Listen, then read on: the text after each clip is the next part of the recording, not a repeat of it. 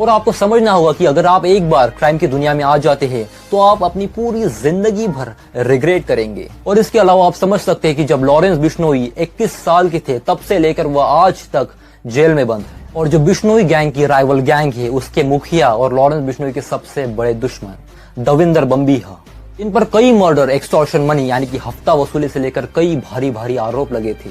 और दविंदर बम्बीहा के साथ होता क्या है, इनको सिर्फ और सिर्फ 26 साल की उम्र में पुलिस इनकाउंटर में मार दिया जाता है।